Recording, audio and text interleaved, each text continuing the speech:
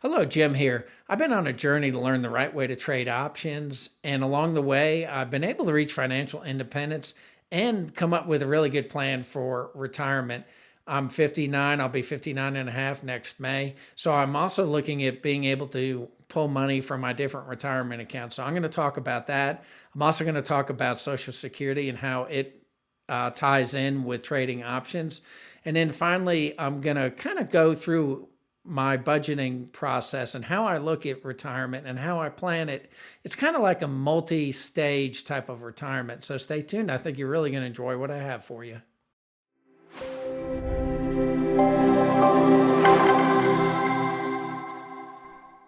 Okay, now I've opened my retirement budget with income. This is what I typically use for budgeting and also gives me a good idea of where I stand retirement wise. And so at the top of the spreadsheet, it talks about it's based on 670K, so three accounts, and the interest is 4.3%. And that's what I earn in my Fidelity accounts. Schwab is similar if you have it in a money market, but again, you have to move the money in and out. Now over here to the right, I've got what I call my favorite 4% rule calculator that I like to use, and it's just literally the 4percentrule.com.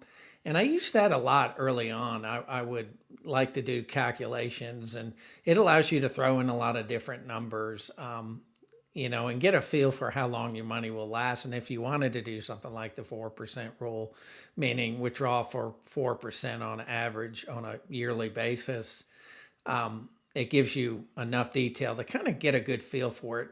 Last time I was using it and actually pulling a calculation, I was looking more like the 2 to 3% rule because, if you're bringing in income from different places, you don't need as much to draw down your retirement accounts.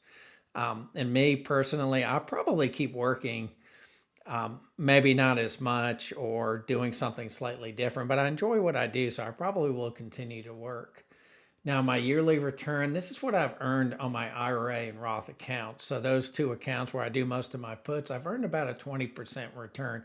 So that's not as good as maybe what the S&P has done this year or the Nasdaq, but it's done fairly well. Now, what I've found is over a number of years when you've been trading options, you typically do better long term. You don't do as bad as the worst years, but you don't do as good as the best years. And it averages out. Bringing in so much income into these accounts really does make a big difference. It keeps, so I like to describe it again, where you can, on average, over a number of years, you can do better than the S&P 500 on down years, but not quite reach it on up years. So just something to keep in consideration.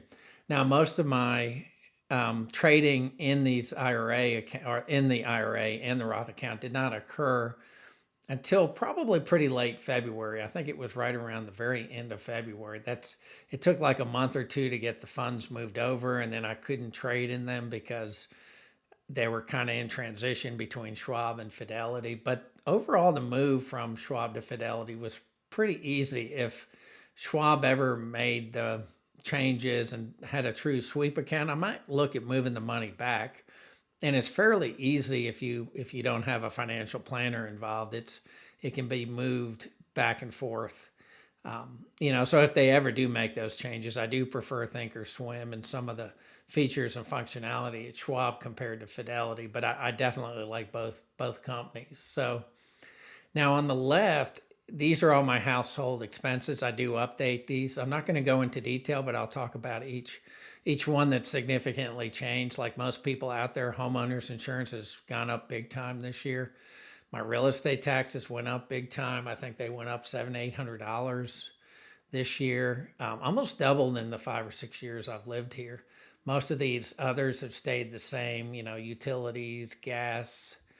I don't typically use a lawn service, but I may going forward. I do have someone that helps me with the bushes. I have a really bad hill, and I could potentially fall. So I do have one person that comes out and helps me with the bushes and, trimming the trees and stuff like that. So on average, that's probably about what I pay him.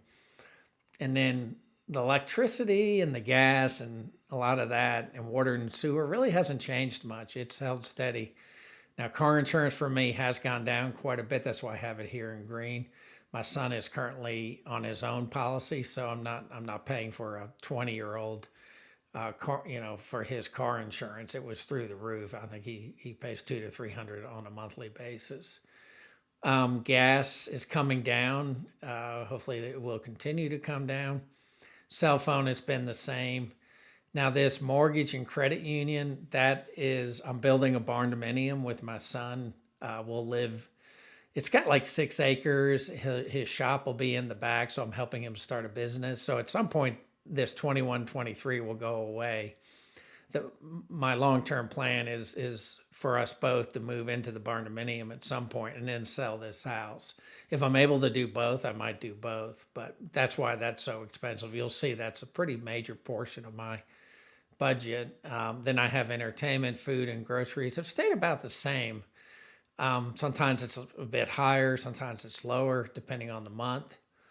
The only other piece that's kind of interesting here is this disability insurance. It'll go away within the next couple of years. I believe once you qualify for Social Security disability, most of these policies go away. So I think at 62 it may go away, but I am kind of superstitious, so I don't really want to cancel it currently because I feel like as soon as I cancel it, I'll need it.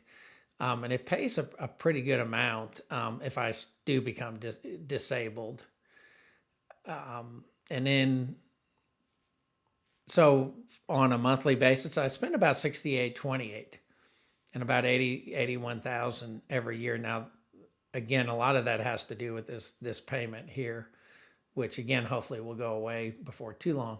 So on this side, I've got my different accounts. So I got my taxable accounts, and these are actual numbers from the accounts, and I actually did it yesterday. So my Fidelity IRA, my Fidelity Roth, and then the total 674. Then I have how much cash that I have in each, what kind of dividends I receive. So this is for taxable, this is for the IRA and the Roth. So I do have a lot of cash in my IRA and Roth where I'm running, doing a lot of puts, both vertical put credit spreads, the put wheels that I like to do. And I am earning a lot more dividends, so that is increasing. Of course, as you buy the particular stocks or ETFs, your interest will go down, but a lot of the dividends are pretty close to what's being paid in interest. Maybe a little bit lower, more like 3.5%. So here's income monthly, taxable only about 43, dividends about 500 from my taxable. And then premiums for selling options, it's only 0.63%, primarily because it's covered calls in my taxable. So I don't bring in as much, but that potentially could go higher before too long. I am planning potentially to sell more puts and then in my taxable accounts because I like Thinkorswim. And there's a few types of trades that I would like to do back there because they just have a better interface for doing it. Now in Fidelity, I do earn a really good interest, so about $6.29 a month. Fidelity Premium 6503. This is based on a 1%, around a 1% per, a little more than 1%. I say 1% there, but I believe it's 0.15%. So 1.5%. And I'm basing that on, if you look at my last monthly report that I did, or the video, my monthly back from October, that's where that comes from. So I'm able to do about 1.5%, sometimes a little bit lower, sometimes a little bit higher. So I've had over almost 3% some months, and as low as not even 1% other months, depending on that month and how things are going. But I've been steadily increasing it over time. And then dividends, again, 423.58. That's just based on this number up here divided by 12. So in all, I'm bringing in 88.42.91 per month. Now, again, since these are all in retirement accounts, I'm just reinvesting them and opening up, more cash secured puts or vertical put credit spreads. And as things get assigned And I might even buy additional shares. I do have one type of wheel strategy where I'll buy 100 shares, I'll do a vertical put credit spread, and I'll sell a covered call all at once. So I may do more of those too. I'm currently not allocating anything for part-time work, which I should. I'm probably making 2 to 3,000 on a monthly basis just with my part-time work. And in the 4% rule, if I needed it, I could throw some numbers in here. But overall, I mean, you could see I'm definitely above my budget. But again, remember a lot of this stuff, a lot of the premiums are going back into the accounts for this. So this, if I was pulling all the money out, that's what this would be. In actuality, with my job and the work I do, I'm paying all the bills and then some, but this is what it would look like at 59 and a half. And I decided I was going to pull everything out of my Fidelity account that I earned on that monthly basis. This is what it would look like. So that would be my first stage. It's kind of like pre-retirement. So up to 59 and a half, that's what I could potentially look at earning. Then the next part would be between 59 and a half and 67. I plan to take Social Security at 67. The only reason I would take it sooner is if I had health issues. And I've had health issues in the past. I'm a long-term cancer survivor. But if something happened again and, I got sick, then I would take it earlier. I would take it as early as 62 if I worried that my life expectancy would not be there. But currently my plan would be between 59 and a half and 67. I might pull some out of my IRA if I needed it, or my Roth. But I'm not sure I would need it, especially if I continue to trade the way I am. But the beauty of that is, you're only taxed on what you pull out. So it's almost like required minimum distributions. Even though you have no required minimum distributions, you're only taxed on what you pull out. So even though you're making, 20, 30,000 in 1 year, but you only pull out 10,000, you're only taxed on that 10,000, not everything you've made. So at that point, then, so I would have this kind of net income on a yearly or monthly basis. And then at 67, I would get Social Security. My Social Security, you can see here, it's actually 2216 is what I would bring in. So it's this amount with the 2216 that gets me to 1138. So at 67, then I would also have the Social Security, and then this is based on inflation. So I did build in some inflation here. So I would still have plenty of money for retirement, and that's what I've learned, and that's what I feel like a lot of the financial industry wants to scare people. And so I may start spending more. I may start taking more vacations or trips, especially, as I'm younger. Once I get into my 70s, it's harder to travel. The other thing to keep in mind, if you postpone your Social Security till 67, you take it at or even 70 or 72. I don't know what the oldest age you could push it back to. But as you push it back more, so I can potentially earn a lot more while getting Social Security if I take it at 67. Like I believe I could earn 60 or 70,000 a year, but if I took it at 62, I think that's like 20 or 30,000 a year. So it's another incentive to push back Social Security, especially if you're working and you're bringing in a monthly income, which, in this case, if you're selling premiums or selling options, earning premiums, it might make a lot of sense to push it back. So you can continue to work and bring in more money in this part-time work or full-time work. I put part-time work, but that could also be full-time work. Even now, I only work part-time. I have one client for my software company, and then I do everything related to this channel into my memberships, providing them the best service I can potentially provide. If you want to learn more about my memberships, details will be in the description. It's becoming more and more dynamic. I'm one of those that I don't really want to force people to trade the way I want to. I have a lot of people trading different ways. I have people doing 0 DTEs, futures, strangles, a lot of more risky type of trades compared to myself. I'm very risk averse. So I have used in the past that I'm like the captain of a cruise liner. I take slight modifications in the directions. I don't do major course changes. To me, it's slow and steady. So some important notes: high mortgage and HELOC do barn door build, so that would probably go away at some point. Plus, my son will probably live there. I've always thought about going back to Hilton Head and live in Hilton Head. I have a lot of friends still in Hilton Head, so it would be really nice to go back and experience the Hilton Head life again. So need to utilize cash better, borrow from business. So I do have a lot of cash in the business.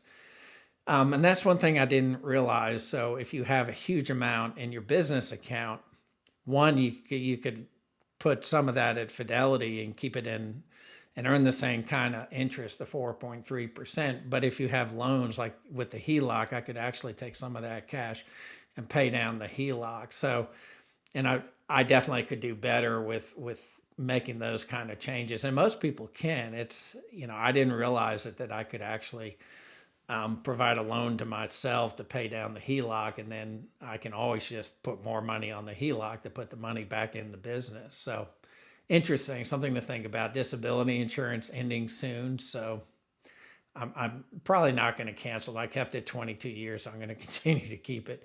Social Security 2 years out of date. So yeah, this number's above. The 2216 was based on 2 years ago when my report actually from the Social Security Administration. Can pull more out until Social Security kicks in.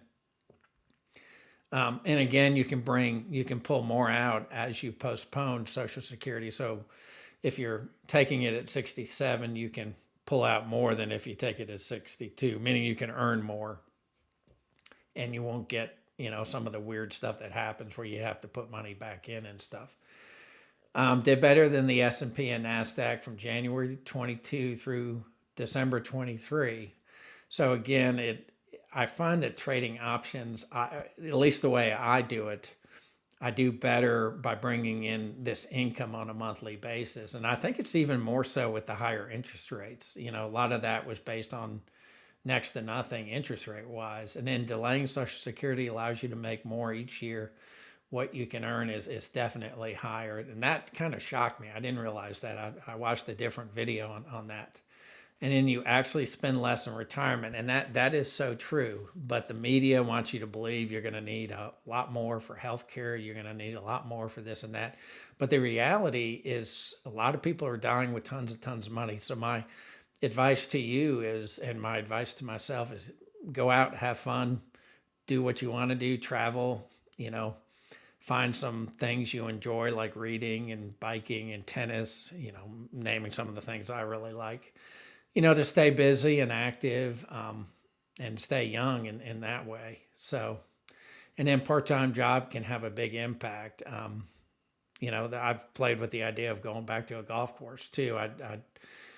My golf game is pretty bad right now, but I wouldn't mind. I always enjoyed working at the pro shop when I was back in college. So that's what I wanted to share with you guys. If you have any comments, you do something very different, or you think I missed something, please leave a comment. I typically try to respond within a day or two. And as always, thanks for taking the time to watch the video, and I look forward to seeing you next time.